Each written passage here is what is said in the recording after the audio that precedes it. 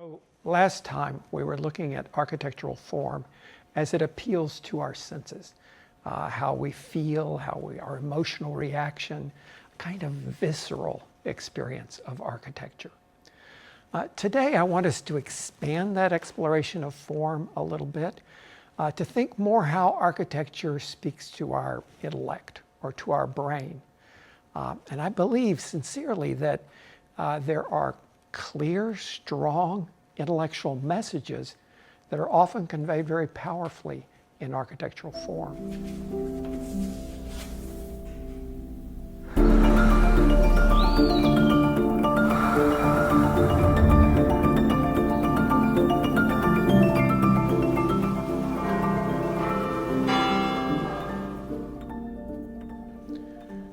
So last time when we began, we started by looking at two-dimensional representation that spoke to our senses. And we looked at a couple of very beautiful paintings, in particular the one on the left there, the Odalisque by Jean-Auguste Ingres.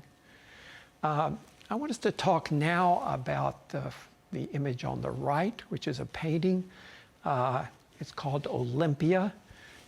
It was painted by Edouard Manet 50 years after the Odalisque. And the beginning with an O is meant to make some reference between the Odalisque and the Olympia, which you immediately get a kind of connection between both the subject matter and the way it's depicted. Now, last time we talked about how beautiful the Odalisque is and had elements of balance, beautiful color, wonderful light quality with the body against the dark background, wonderful shapes, great lines in the torso of the Odalisque. A very beautiful painting. And in some ways you could look at the Olympia and it also has balance in it in much the same way. It also has beautiful light quality with the foreground lit, the background very dark. It has really even some of the same colors, although muted a bit more in the painting. Very strong line, even emphasized by the painting technique here. So in some ways you can look at it the same way as it's a beautiful painting. But there's a great deal more in the Olympia to think about. So I hate to disillusion anyone, but the poor Odalisque over there on the left is actually not a pleasant situation that's being depicted. What Odalisque referred to was a sexual slave. So in the Ottoman Empire, the sultans would go out and conquer another country. They would take all the most beautiful women and abscond with them and take them back to Istanbul and put them in the harem. And then these women were given as gifts to whoever the sultan wanted to favor as sexual slaves. So Ingres is taking a hideous, awful practice of the Ottoman Empire and making it into a very beautiful, very romantic painting. 50 years later, along comes Edouard Manet, and he says, that's crap. You know, this is a horrible situation that's being depicted here. And he said, ironically, in our own culture, in Paris, 50 years later, it's not that different. There was a very common practice of upper middle class or upper class men having a mistress. They had a family, they were good family men, but then they often would keep a mistress on the side. And sometimes one mistress would have 3 or 4 guys that she was the mistress for. And this is a very common thing in upper class society. Never talked about, but it happened all the time. So what we see in Olympia is that's being depicted here. We have this woman being kept in some luxury. We have her suitor who's just come below. He sent some flowers. The servant is bringing the flowers up to Olympia. Looks like she might have had a little action earlier in the day, kind of rumpled sheets here. But now she's ready for her next customer. But we look and, you know, everything about her is telling us she's in distress. This is not a beautiful romantic scene we're seeing here. The Odalisque is very demure, turning her back to us. The Olympia is looking at us face forward, full frontal nudity. The look on her face is cold, sad, distressed, and we get a sense of something very bad going on here. This was Edward Manet using the same paint on canvas that Ingres was, but telling us something about a social commentary, disgust at a practice that he objected to, and it's being conveyed in this painting. Now, Manet obviously could have written a letter to the editor of Le Soir or one of the newspapers, railing about how awful it is, how hypocritic these upper middle class men are. But instead, he painted something. And this is form that's conveying this very powerful idea, this intellectual message about the culture of the day. Last time we also looked at this landscape painting by John Constable.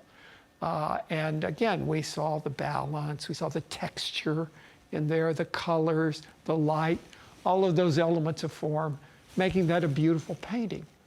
On the right, we're seeing another landscape painting. This one is Luncheon on the Grass by, again, Edward Manet, 50 years later. And Edward Manet is conveying all kinds of incredible intellectual messages in the form of that painting. And this one is particularly rich. So just on the surface, we see the same kind of balance in that we saw as here. We see the same kind of magnificent use of light, drawing our eye deep into the painting there. We see the textures of the landscape there. Many of the same things that make this a beautiful painting, just like we could see in Stoke by Nayland. But there's a lot more going on here. If you were a citizen of Paris in this era, you would have recognized this as a depiction of the Bois de Boulogne, a brand new park that had recently been opened in Paris.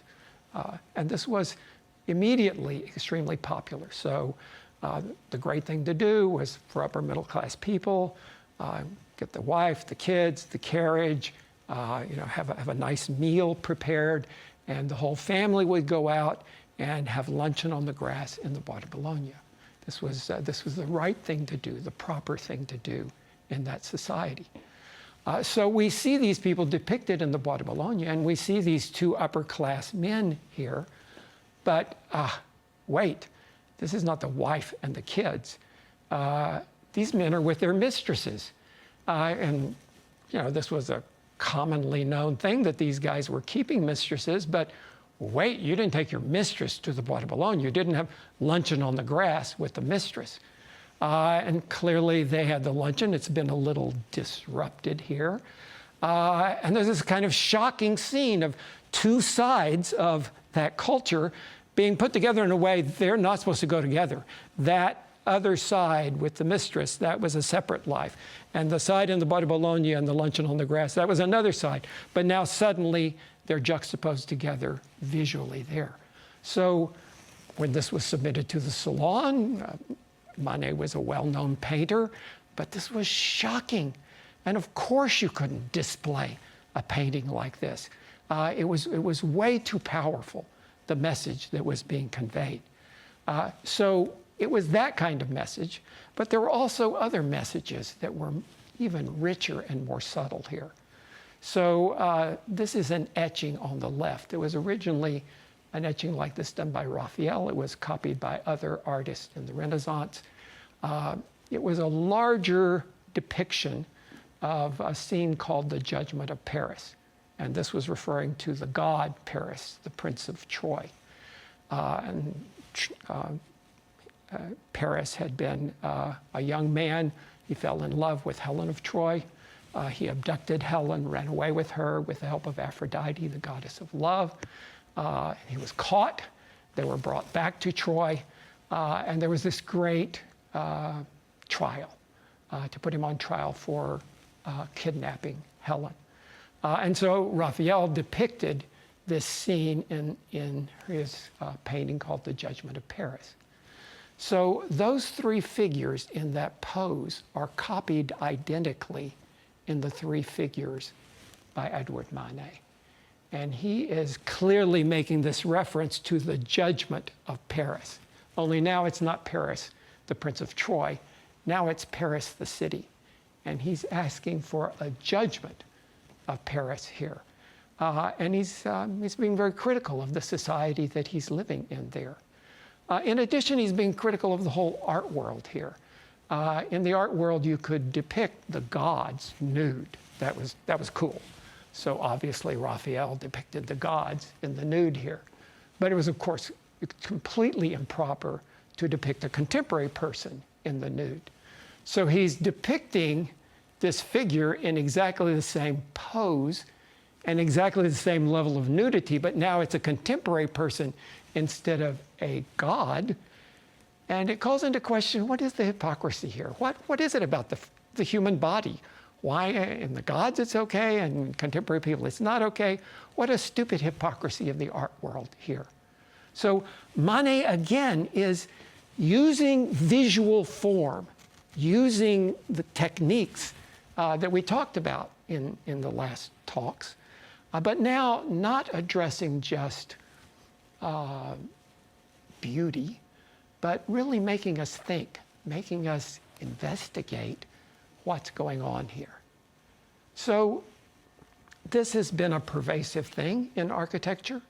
I think in some periods of architecture it's more pervasive than in other periods.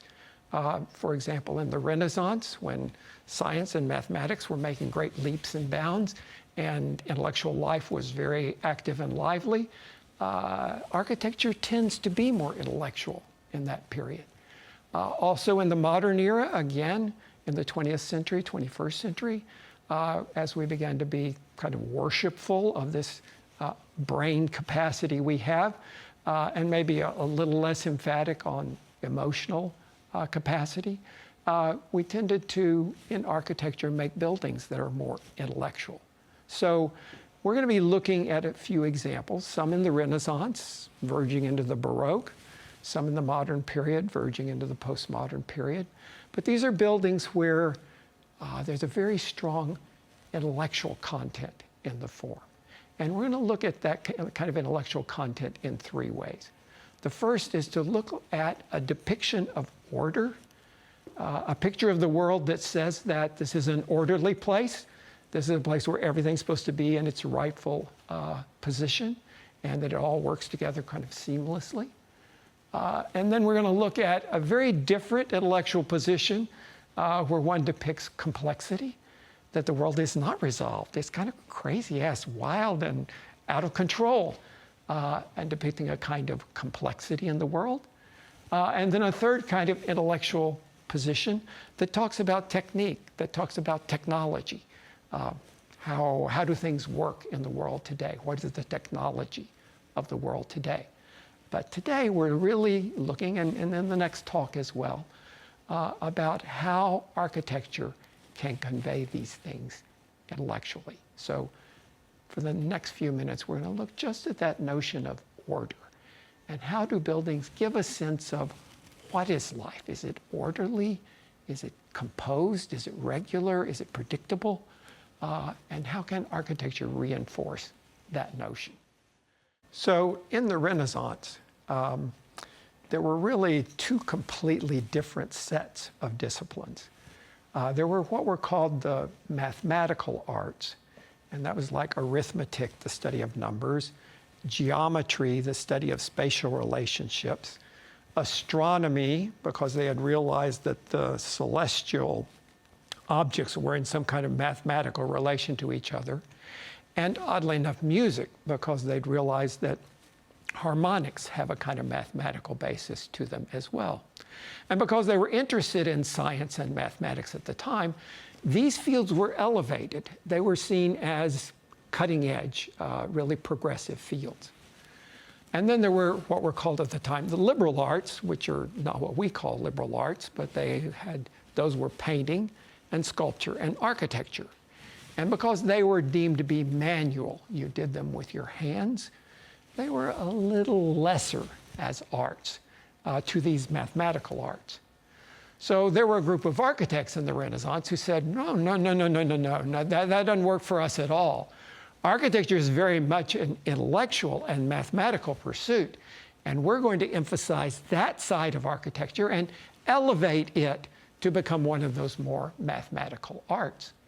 So we have someone like Andrea Palladio, a high Renaissance master, who does buildings that consistently through his career give that sense of order, that convey intellectually this idea of a world based on mathematics and science and clarity and structure. So virtually all of his buildings are perfectly symmetrical. This one on the left is particularly interesting, the Palazzo Barbaro Masser. That one is perfectly symmetrical, even though on this side of the building, these are lovely palace kinds of functions. On this side of the building, because it's a country home, there's actually a barn in the back of that one for animals. So even though the functions are not parallel, the idea of creating an overall architecture that is orderly and clear and symmetrical is primary in Palladio's mind. On the right is a more urban expression of this, the Palazzo Cercati in Vicenza. And again, it's that perfect symmetry, but also this very regular rhythm of bays that are kind of identical proportions, and all of that composed in a very regular, very orderly way.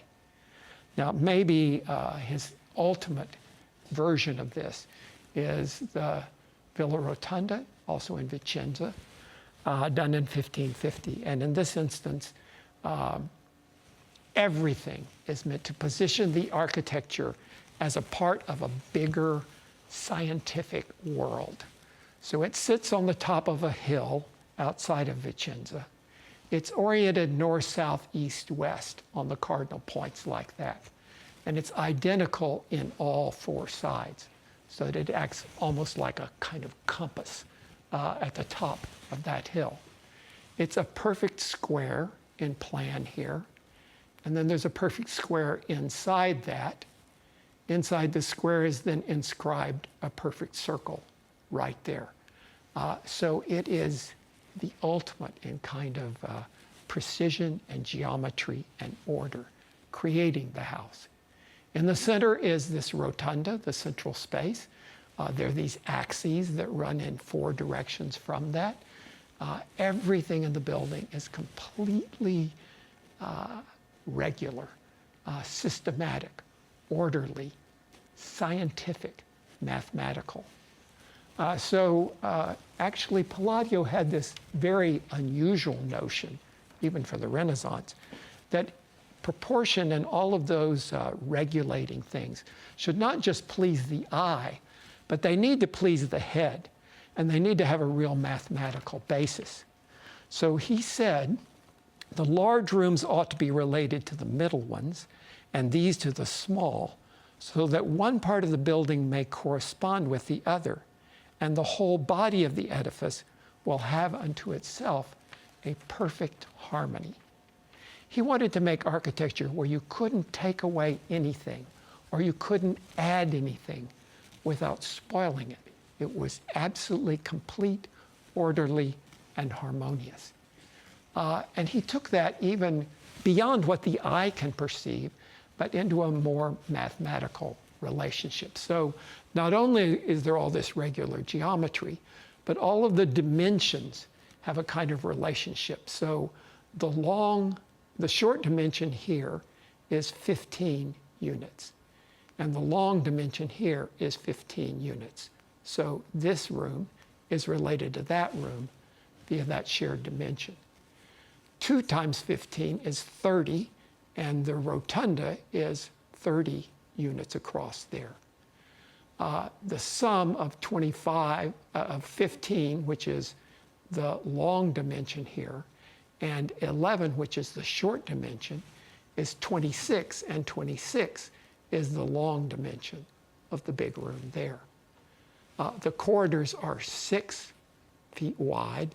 The porch is 12 feet wide, 2 times 6. So even it's like some kind of perfect little puzzle where all the pieces fit together absolutely with great precision.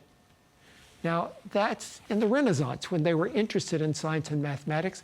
And how could architecture give a sense of the world that is related to the cosmos in the cardinal points, is related to man in the center, the kind of centrality through all that concentric geometry, and where everything is given this kind of perfection that the human brain is possible of conceive. It has the capability to conceive.